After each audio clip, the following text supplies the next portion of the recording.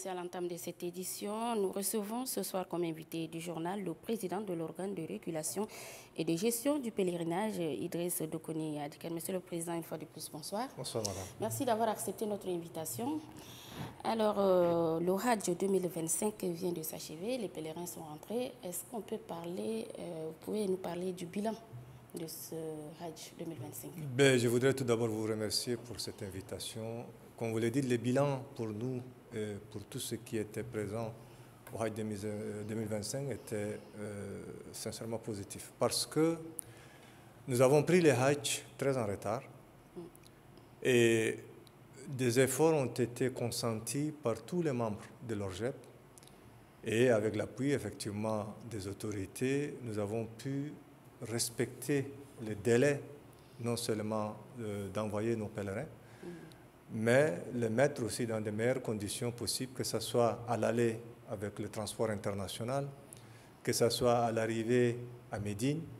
De Médine, on les a transportés dans de bonnes conditions sur Makka, et de Makka, on les a transportés dans de meilleures conditions dans les Mashayr, c'est-à-dire Mina, Arafat et Mouzelifa. Bref, bon, de notre côté... Tout à l'heure, vous avez parlé du retard. Qu'est-ce qui est dû à ce retard-là?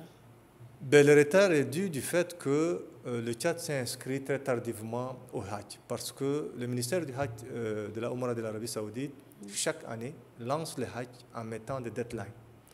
Nous, malheureusement, il nous arrive à ne pas respecter les deadlines. Ce qui fait que lorsque moi j'ai été nommé à 3 mois près du Hajj, le Hajj était déjà, 2025 était clôturé le 14 février 2025, et moi j'ai été nommé le 20 février 2025.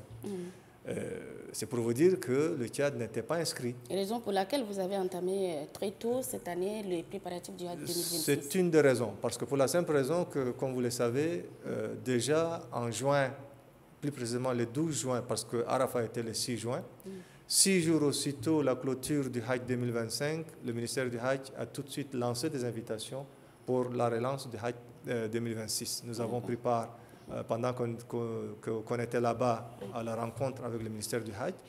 Et le calendrier échelonné sur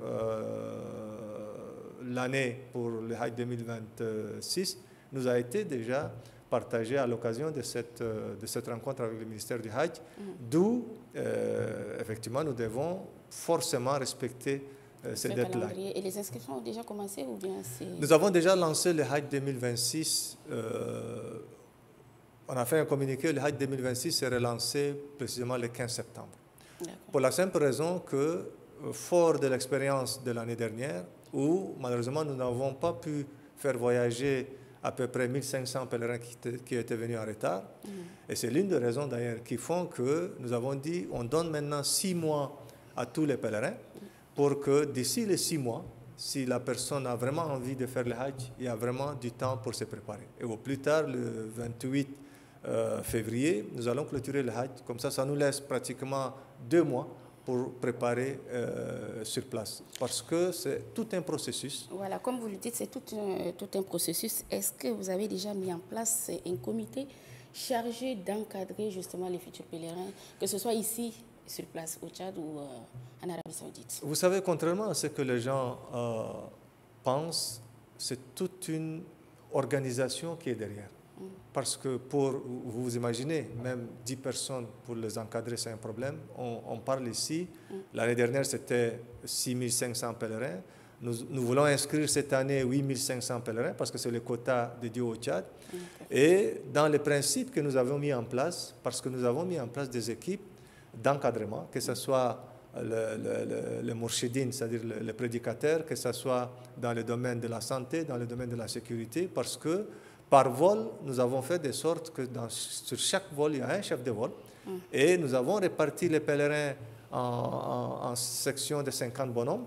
Et dans chaque section, il y a un chef de section qui va orienter, qui va diriger les pèlerins de manière à ce que les gens se retrouvent au fait une fois qu'ils sont sur place. Et en même temps, dans chaque vol, il faut forcément avoir des prédicatrices ou des prédicateurs qui orientent les pèlerins dans le domaine religieux. Et c'est jusqu'à destination. Est-ce qu'on peut avoir le coût total du Hajj 2026? Ben, pour l'instant, on ne peut pas parler du coût pour la simple raison que nous devons effectuer une mission d'ici la fin du mois d'août. Et cette mission consisterait à aller voir un peu quels sont les différents coûts, parce qu'il faut reconnaître que chaque année, les coûts sont un peu majorés de quelques pourcentages, parce que même l'Arabie saoudite, aujourd'hui, ils ont mis en place une TVA de 15%, ce qui n'est pas négligeable. Et aussi, la discussion que nous aurons à mener avec les propriétaires des hôtels qui ne cessent d'augmenter leurs prix. Les avions ne cessent d'augmenter leurs prix. Et par rapport à tout ça, une fois que cette mission de prospection sera effectuée, on aura une idée du coût global des prestations, parce que le Hajj, ce qu'il faut reconnaître, c'est des prestations de services. Parce que nous, on ne peut pas tout de suite mettre un coût pour la simple raison que chaque prestataire a des coûts, il faut négocier, et ce sont ces coûts cumulés qui deviennent le coût du Hajj. Et qu'en est-il des agences de voyage? Est-ce que vous avez déjà identifié quelques-unes? Ben déjà, mieux vaut avoir affaire à son diable que tu connais que d'aller chercher un autre diable. Parce que là, on a déjà des prestataires que nous avons. Honnêtement, si nous avons pu faire un bon Hajj, c'est parce qu'on a été très exigeants. Et ces prestataires, ils ont mis de l'heure. Et nous allons essayer de voir, quand même, il y a quelques difficultés qu'on avait rencontrées. On a essayé, chaque commission a mis en place une étude de manière à ce que nous puissions déjà faire le bilan de l'année 2025. Et en faisant le bilan de l'année 2025, on va repartir vers nos prestataires, leur faire comprendre les manquements qu'il y a eu par rapport à l'année 2025, de manière à ce que 2026 soit amélioré. Et à l'issue, maintenant, s'ils sont capables de changer par rapport aux manquements qui ont été constatés, il va de soi que nous allons essayer de choisir le mieux offrant. Mais pour ce qui concerne maintenant le transport international, j'ai lancé un appel d'offres restreint pour essayer de faire un peu une concurrence. Et nous avons impliqué Ethiopian Airlines, Egypt Airlines, toutes les compagnies qui sont localement sur place et en même temps les compagnies internationales. Et ça nous permettrait maintenant de choisir le mieux offrant. Voilà. Vu le nombre qui a augmenté pour l'année prochaine, qui est de 8 000 et quelques. Absolument. Voilà. Merci, Monsieur le Président. Et en tant que Président vous-même, quel est le constat que vous avez eu à faire sur place et quel est le conseil que vous pouvez donner aux futurs pèlerins pour l'année 2026? Ben, écoutez, c'est important de se préparer. C'est pour cette raison que nous avons donné 6 mois. Le plus souvent, nous nous sommes rendus compte que la plupart de nos pèlerins, pratiquement 80 à 90%, sont des gens qui viennent pratiquement de province. Et c'est à la dernière minute qu'ils s'y prennent. Et les gens n'ont même pas de passeport. Et c'est pour cette raison que nous avons donné 6 mois. Ça leur permet déjà, on ne leur demande pas de venir verser l'argent le 15 septembre, loin de là, mais on leur demande de se préparer en attendant que nous puissions effectuer cette mission d'évaluation des coûts.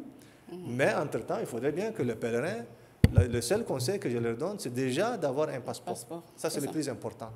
Et secondo, une fois qu'on est revenu, nous allons essayer aussitôt de lancer le Hajj en annonçant le coût. Et nous allons laisser le Hajj ouvert. Le compte du comité serait communiqué. Et au fur et à mesure que les gens s'inscrivent, ça nous permettrait effectivement... Parce que le problème, c'est que là, le 29 août, je suis obligé de choisir un emplacement pour les pèlerins au Mashar, à Mina.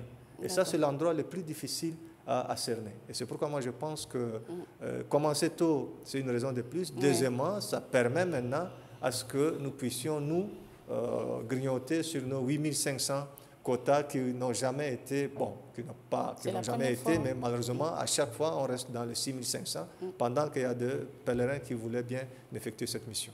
Merci beaucoup, le message est passé. Merci d'être passé sur ce plateau. C'est moi qui vous remercie.